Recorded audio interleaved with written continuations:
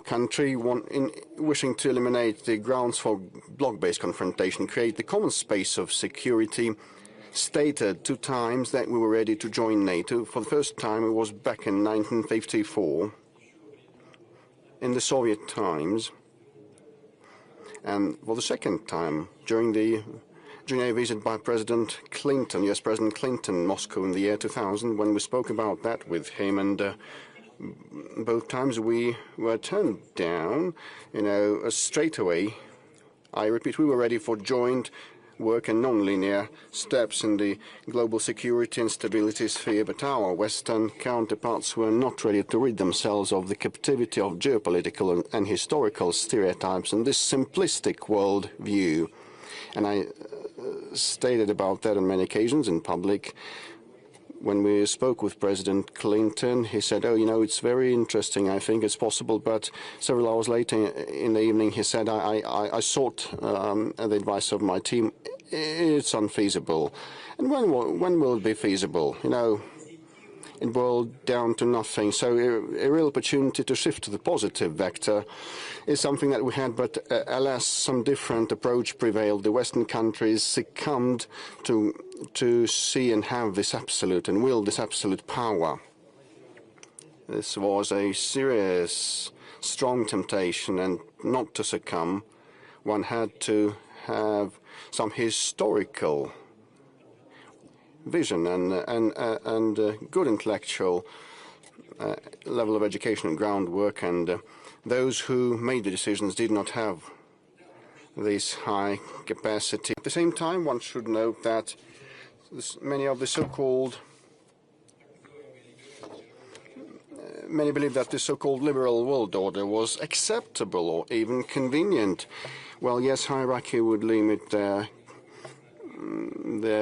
capability of those who are not at the top of the pyramid of the food chain, if you permit me, but still, at the same time, they reside at the food, but still that would lift a big chunk of responsibility from them. Just the rules are as follows: just accept the set of conditions, fit into the system, and you receive your dues, and be happy, think of nothing. Others will think and make decisions instead of you. No matter what they say, no matter what they use as pretexts, that was the case, and the experts in this room know that. Some people were conceited enough to believe that they can admonish everybody. Others played up to the strong ones, being an obedient bargaining chip and item in trade, avoiding problems and receiving their small perks. And now in the old world in Europe, we have a lot of such politicians left still. The world, despite the aggravation of conflicts and the crisis of previous model of globalization, fragmentation of the global economy, is a holistic, interrelated place. We know that by our own experience. You know how much efforts were applied by our opponents to, roughly speaking, knock this country out of the global system, to drive us into political, cultural, information isolation, into economic autarky. The number, in terms of the number of the reprisals that are shamefully dubbed as sanctions, Russia has the record: 30 or even more thousand of different restrictions. Have they attained anything?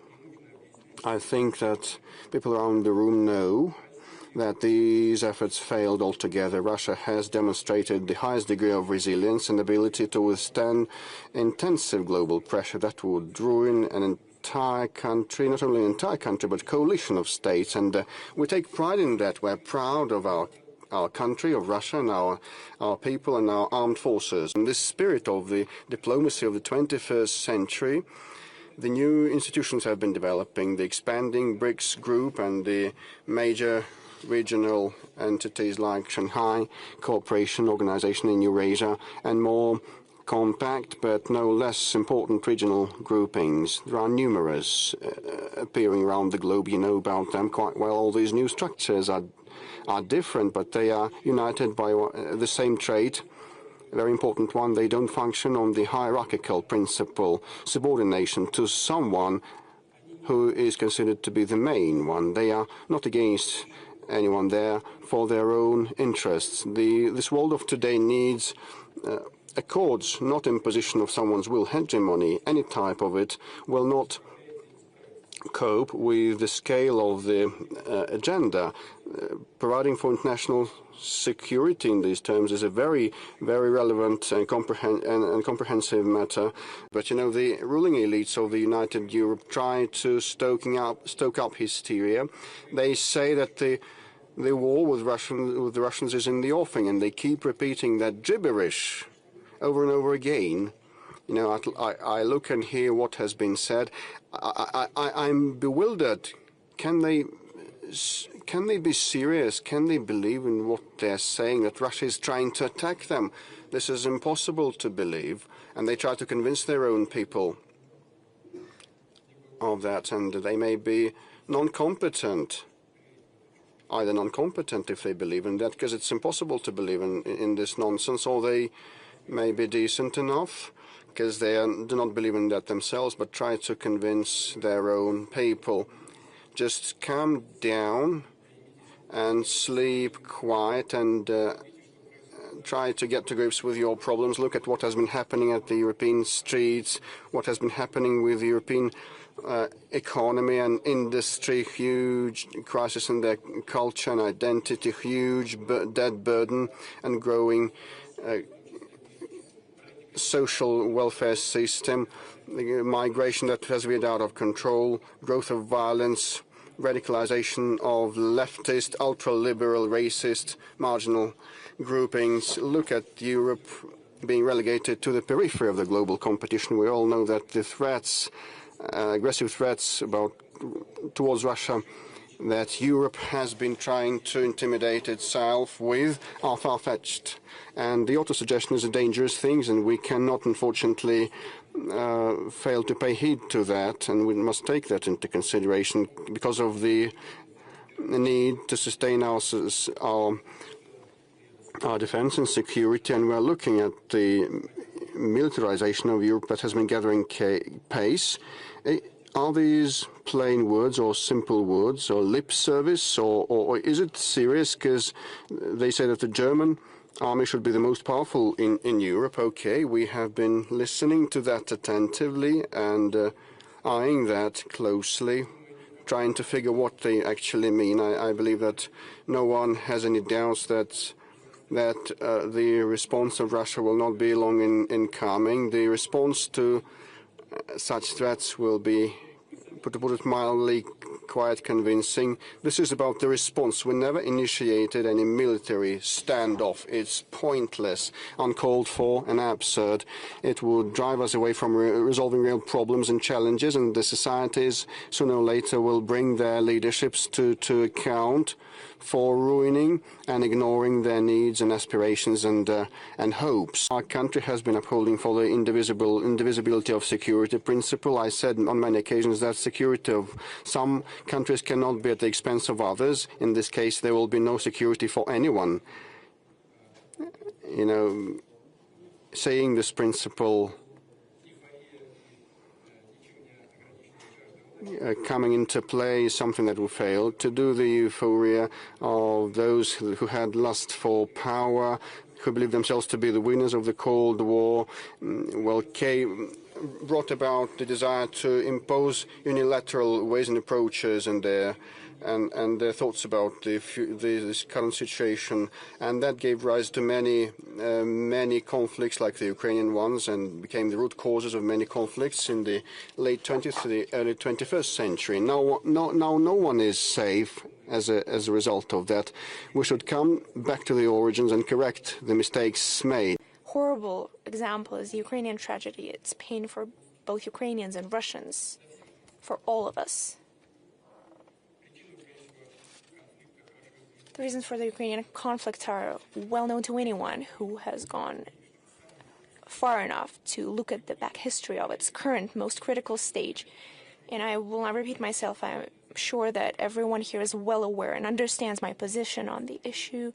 I have voiced it many times, but we also know something else. Those who encouraged, goaded, and armed Ukraine, stirring it up against Russia, for decades fostered rampant nationalism and neo-Nazism simply couldn't care less not only for Russian interests but for Ukrainian interests, either for true interests of the people of that country. They have no remorse for that people. It's nothing but expendable material for globalist expansionists on the West, as well as their serfs in Kiev. The results of reckless filibusterism speak for themselves. Let's ask ourselves another question. Could it be different? And allow me to go back to what President Trump said. He said that had he been in power, that could have been avoided. And I agree with that statement. It's true, it could have been avoided had the work been built differently with the US administration back in the day. In contrast to this behavior that was demonstrated by Europe and, until recently, the US, is the conduct of the global majority states. They refuse to take sides. They aspire to truly contribute to the creation of a just world, and we're grateful to all the states who in recent years have taken genuine effort to try and find a way out of this situation. These are our partners, the founders of BRICS, China, India, Brazil, South Africa, the Belarus, North Korea. These are our friends in the Arab Islamic world. First and foremost, Saudi Arabia, the United Arab Emirates, Qatar, Egypt, Turkey, Iran, Serbia, Hungary, Slovakia in Europe, and many African and Latin American countries.